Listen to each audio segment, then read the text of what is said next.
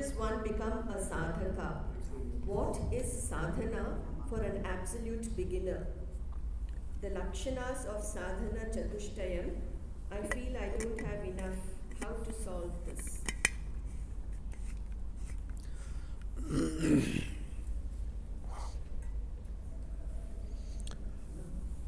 The first sadhana for a sadhaka,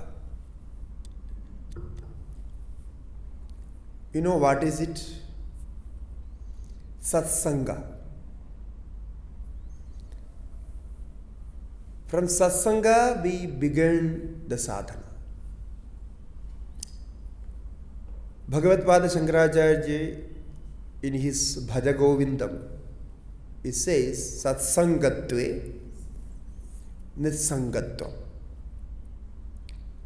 Nissangatve Nirmohatva. Nirmohatve Nischalatatva.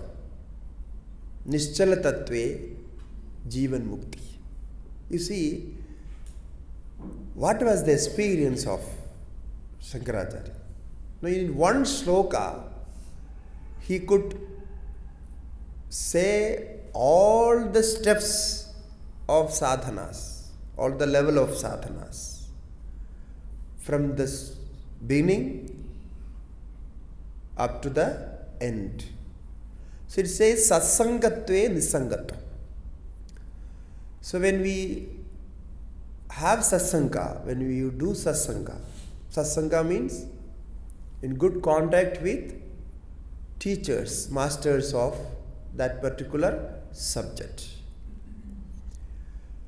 So have a master and do satsanga, conversations, ask questions and take guidance from him. The satsanga. This is the first meaning of satsanga. From there, the word itself says satsanga. It is not just you are talking to your master and getting some ideas, some upadeshas. No.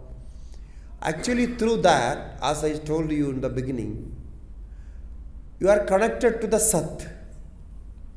So there, then and there you are connected to the Sat. Means the thought, it is just there. It entered into you. It will grow later and give fruits later. But now the thought is there. It entered. Therefore, you are just connected to Sat. Sat, Sataha, Sankaha, Satsankaha. Sadam Sankaha. When we say Satam, Sata means masters, acharyas. Their connection, their good contact. So Satsangatve, then Nissankatvam. Then the next step is detachment.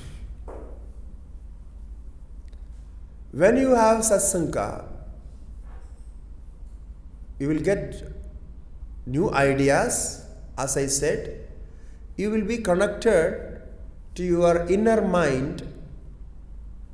As I said, the universal mind. You will think about that. There is another mind which is actually guiding me.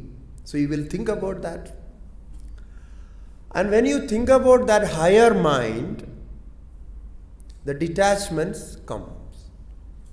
Because this personalized mind is attaching to each object, unnecessarily attaching. People think without attachment, how can we lead our life?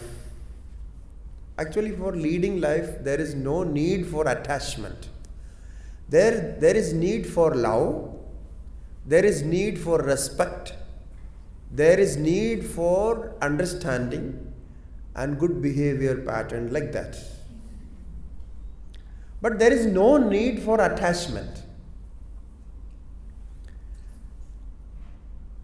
Normally this word is used in a good sense, because I am attached to somebody, I am attached to something. When it says it is good, so you are attached to that. But there is no need for attachment in our daily life, vyavhara. We need some other qualities. So this point, after satsanga, we will understand this, that the attachment is making us pity, or be making us attachment is the reason for all our troubles. Actually, there is no trouble. God has not created any sorrow. God has not created any troubles. God had created everything good. You see the creation outside, everything is useful, and God created for everybody.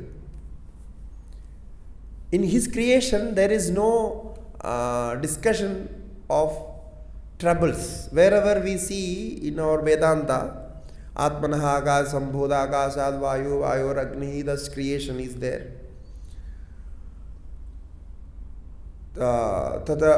Then all other type of creation, Annam is created, and water is created, karma is created, everything is created. But in those creation, there is no creation of dukkham. So no creation of troubles. It is not created. It means those troubles are not the creation of God, but the the troubles are created by us. It is our creation. Now, how we create this? We create these troubles by unnecessary attachment. Unnecessary, I say, because without that attachment also you can live your life very well, comfortably. It's possible. So satsangatve nisankatvam. So you think about those connections, from where I get unnecessary thoughts of trouble. How my mind want always happiness. Now why this mind become unhappy? Why it takes all these troubles? You ever thought about that? When you think about that, you will understand that this is my attachment. I have attachment with all my relatives. I have attachment with my job. I have attachment with all the house and other activities, house-related activities. So everything is separate from you, but you are attaching yourself to us. So satsangatve nisangatva. And nisangatve nirmohatva. Desirelessness. Nirmohatva means desirelessness. You, after detachment, you will remove all unnecessary desires. The desires they enter into your thoughts and disturb you. There are so many desires which is useless, literally useless. We need desires. Bhagavan himself says in Gita, Kamosmi Bharadashrabha. I am myself. I am desires.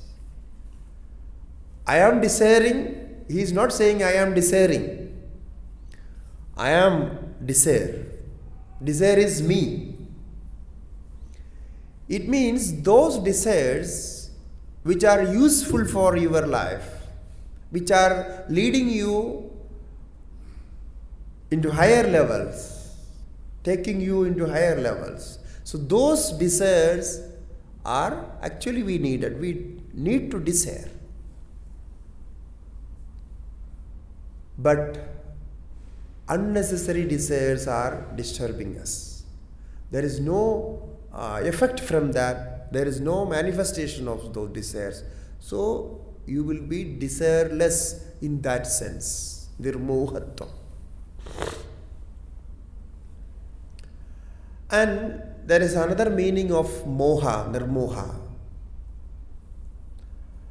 If you blindly accept anything without thinking or understanding the situation, when it happens, when you are too much attached to anything, like Dhritarashtra was attached to Duryodhana, he was blindly attached to Duryodhana. Therefore, he could not see the problems arising because of Duryodhana. This is called moha, the blindly attachment. The attachment, if it is when it is very strong, become more blind. So this is also one meaning of moha. So clarity of thought. In that sense, we can say, after detachment, you will get clarity of thought. What is right, what is wrong, what is good for me, what is bad for me.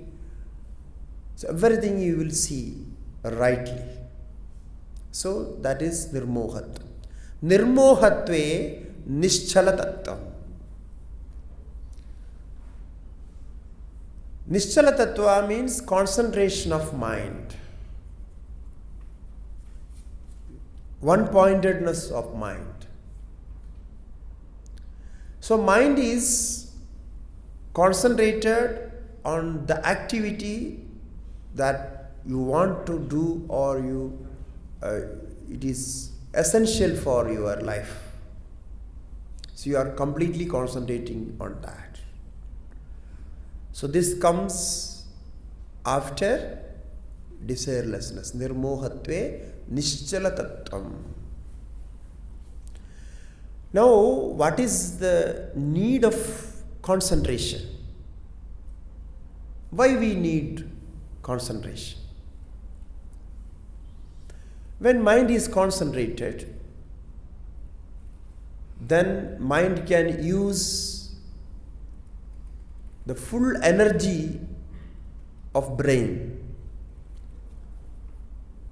Then the thought is stronger, and then the effect is also stronger. So in regards to the thought process, and we work on that thought, we need concentration. So the concentrated mind gives complete fruit, complete effect of that thought. So if concentrate on one thought for a long time, you can achieve it. The whole situation will change. That is what the Shastra says. To fulfill that thought, even the nature, even the Maya changes, opens the way, because he wants to do that. So the Maya will let you do that. This is what we call it as blessings of God.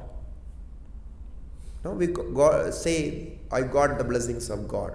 When you get that blessings, when you have a desire or thought which is completely concentrated and you are paying your full energy into that. So, prayatna, another word we call it as yatna, prayatna, shrama. You are putting your full effort into that. Then Maya will show the way, because this strength of concentrated thought disturbs even Maya. Therefore, Maya is afraid of people who have this strong thought process. Rishis, Maharshis, Yogis. Because when they think, Maya cannot sit. After their thought, after their desire, Maya will work to fulfill that. So this is a level of understanding. Therefore, the Mahatmas, the Siddha Purusha Jnanis, when they think about something, the whole universe adjusts with that thought. So this is the wave, this is the strength of their thought waves. So that is what is happening as blessings. We call it blessings. In Shastra it says, someone has some desire, but he is not doing any effort. He is sitting in one place and just desiring, in between desiring, that's all. He is not doing any effort. He is not putting his full energy into that. Udyoginam Purusha Simham Upaiti Lakshmihi. It is said, Udyoginam, who is doing his full effort, there the blessings of Lakshmi comes down. It comes and the blessings will be there. So Udyoginam Purusha Simham Upaiti Lakshmi. And if you are not doing anything, nothing will happen. Therefore, Nischala Tattvam, then when your mind is concentrated, that knowledge is also coming to you as an experience, and the blessings also there. The Shastra blessings, Guru's blessings, Ishvara's blessings, and then your own blessings. Atma Anugraha. Nischala Tattve Jivan Mukti. The Nischala Tattva, so when that thought is concentrated and you get Samadhi, we call it Nirvikalpa Samadhi. Slowly you get into that level of Samadhi. Drashtahu Swarupe Avasthanam. Then that stage is called Jivan Mukta. So now, what is the first sadhana? Satsanga. So, try to get more satsanga, participate in more satsanga, and practice yourself, then the change will come. Even a single satsanga can change your mind, change your life. One story our gurus used to say, one person, he was not a good person. His mind, he was a bad person in a sense, a thief or somebody. So he was passing through a village nearby, and there in one temple, one satsanga was going on. So in that, like somebody asked that master, that Swamiji, how can we understand God, which is God, which is not God? God means he meant by Devas. So who is Devas, who is Manushya? How can we understand? That is the question, simple question.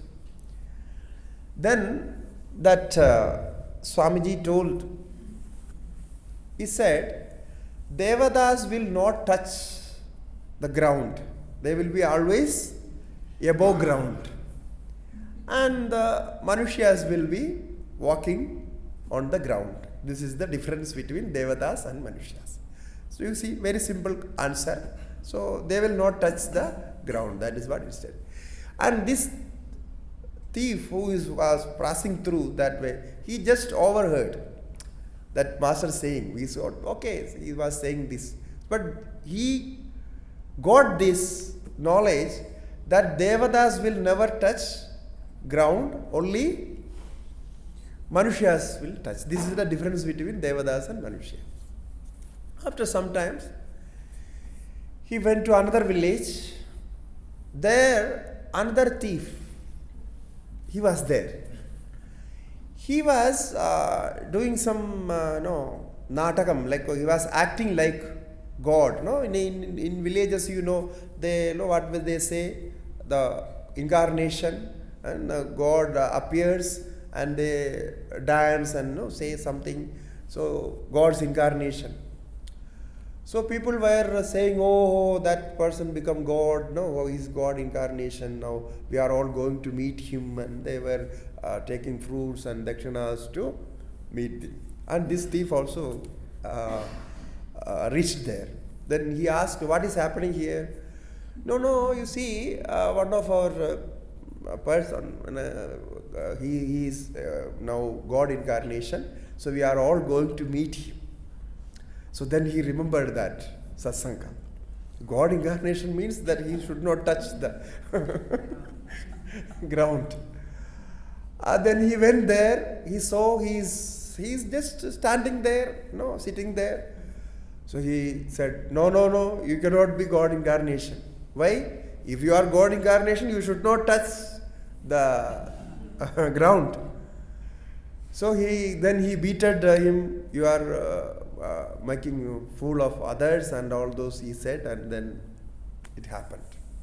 Then people came to know he is not God incarnation, he is a thief. He wants to create a situation there and do whatever he wants. This was the story. So a simple story, then like that. And in another story, there are so many stories, but in between, if we listen to one story, you will remember this. So another story says the same thing. Somebody heard some satsanga, and he was also a thief. What the master said, you always say truth. Satyam vachan, satya vachanam. Never say lie. So he heard this. He said, oh, this is very good. Now from today I will always say truth. By himself he is a thief. So in that night he thought, this new knowledge, if I can use this for my profession, that would be good. If I can say truth and if I get some benefit. And then that master, the same who was speaking about that, he said, if you can speak truth, you will get all the blessings, the maximum benefit. So that is what he said. We always say that, if you say Satyam, it is very good, you will get all the blessings. So he wants to use that knowledge. He went to a big businessman's house. There was outside security and all those. When he was entering front to the main gate, now because he is changed, he is trying to follow this truth. That security persons, they asked, where you are going? He said, I am going to enter into the house. Why for what purpose you are entering? Because I want to I want to do my job. Then the security thought, what job you ask? No, I want to take out all the materials or whatever, the gold or dhanam or whatever is there. I want to get all those and go away. This is what I want to do. He said, the night you are coming in and speaking the truth out. So then security thought, oh, this may be very known person to him. So I asked, he is answering like this. So thinking that, he let him go inside. So he easily went inside and did his work. He collected all the wealth and just freely went out. The next day, when the security came to know, the person who came was a thief and he took away everything.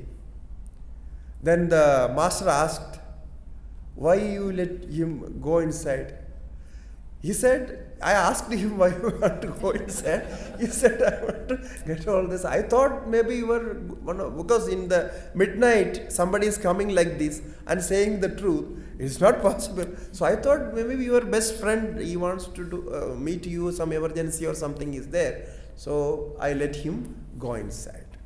So this is the story, but the effect of satsang. And we have experienced it in many occasions. The satsanga has its effect. Okay, so satsanga to Jivan Mukti. This is the first sadhana. Yeah.